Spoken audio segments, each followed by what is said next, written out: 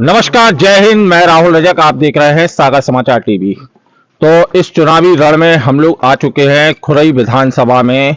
बागखेरी नाम का एक ये छोटा सा गांव है और यहाँ की कांग्रेस पार्टी से प्रत्याशी है रक्षा राजपूत, जो खुरई विधानसभा से चुनाव लड़ रही हैं, और बीजेपी से मध्य प्रदेश शासन के एक बहुत ही दिग्गज मंत्री जो विकास की बात करते हैं कि खुरई में बहुत विकास किया है, उनके विरुद्ध चुनाव लड़ रही हैं रक्षा राजपूत। तो हम इनसे सीधी बात करते हैं।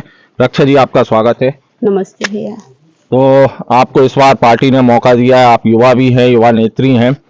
किन मुद्दों को लेकर चुनाव लड़ रही हैं? बहुत सारे मुद्दे हैं। पहले तो आप कैमरा घुमा के देखो चारों तरफ, आप लोगों को पता चल जाएगा कि विकास गांव में कितना है। यहाँ रोड भी नहीं है, यहाँ प्राथमिक शाला तक नहीं है। कम से कम हमने देखा है कि गांव-गांव में 5वीं क्लास तक के लिए स्कूल तो होती हैं, वो भी नहीं है यहाँ।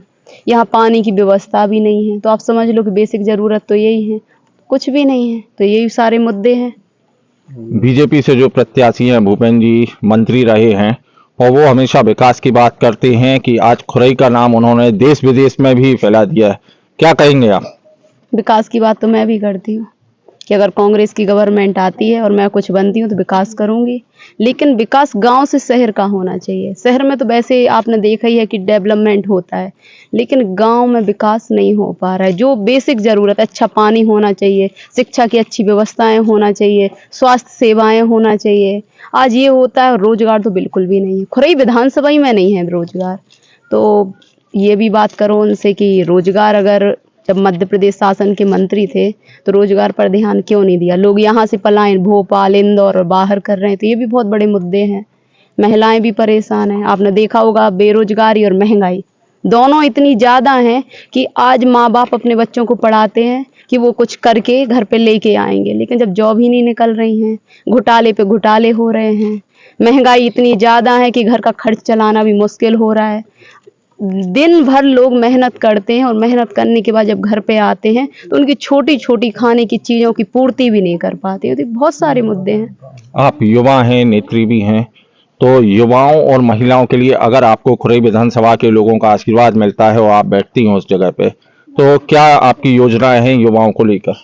मैं खुद कंपटीशन 2 बार निकाल चुकी हूँ, फिजिकल में बाहर हुई हूँ, और एजुकेशन लाइन तो मेरी रही है। पॉलिटिक्स में तो मैं आ गई। तो मेरा उद्देश्य ये है कि आज युवा बहुत ज़्यादा परेशान है। मैं भी पढ़ाई करती थी, ऐसे कई लोग पढ़ाई करते हैं, लेकिन यहाँ कंपटीशन की ऐसी कोई क्लास ही नहीं है, कुछ भी नहीं है। जब अपन एक कहते नहीं कि अच्छी एजुकेशन होगी और अच्छे से उन्हें ये भी फोकस किया जाए कि वो कैसे जॉब पा सकते हैं।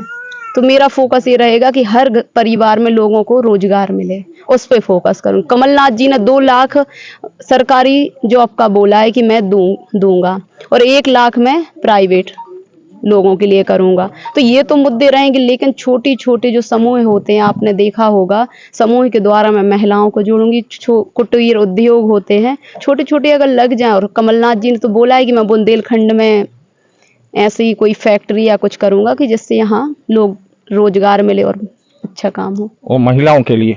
महिलाओं के लिए यही है। देखो, महिला और पुरुष में क्या अंतर है? आज देखो, आज मैं महिला होके अगर चुनाव लड़ सकती हूँ और पूरी जमीन पे सब पे दौड़ सकती हूँ, तो हर काम में बराबरी होना चाहिए। आप संपर्क पे निकली हैं, लोगों का कितना सहयोग मिल रहा है? बहुत ज़्यादा सहयोग, आप देख ही रहे होगे, सभी सहयोग कर रहे हैं। और सबसे ज़्यादा तो प्यार मिल रहा है, क्योंकि लोग एक आस लगाए, उम्मीद लगाए हुए बैठे थे कि कोई ऐसा आए और ऐसा व्यक्ति हो जो सच में जनता के लिए लड़ रहा हो। तो जनता का बहुत ज़्यादा प्यार मिल रहा है। अभी तक ये बात आती थी कि कांग्रेस पार्टी को प्रत्याशी ही नहीं मिल रहे हैं, शायद बाहर से लाना पड़ेगा, ये बोलते थे भूपेंद्र जी। अब आप यहाँ से चुनाव में खड़ी हुई हैं। वो तो कुछ भी बोल सकते हैं। मुझे तो ये लगता है कि 20-30 साल से भाजपा को कोई प्रत्याशी नहीं मिला खुरई से, इसलिए बाहर से लेके आ रहे हैं। खुरई से तो हमेशा स्थानीय प्रत्याशी मिला है कांग्रेस से। तो आप कभी उनसे पूछना कि बाहर के लोग खुरई से आके क्यों लड़ रहे हैं भाजपा से, स्थानीय व्यक्ति क्यों नहीं लड़ सकता है? क्या भाजपा में कोई स्थानीय अच्छा मजबूत व्यक्ति है ही नहीं?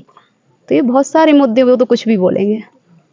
आपकी उम्र भी कम है, हाँ। आपको इस बार मौका मिला है, जो वरिष्ठ कांग्रेसी हैं यहाँ के, उनका कितना सहयोग मिल रहा है आप देख आपको? रहे हो ये वरिष्ठ कांग्रेसी हैं, आप उनसे बात करो, सबका सपोर्ट मिल रहा है, प्यार मिल रहा है। रक्षा राजपूत संघर्ष करो, हम तुम्हारे साथ हैं। चौबे जी का कितना साथ मिल रहा है? कल चौबे जी नामांकन फॉर्म में साथ में थे।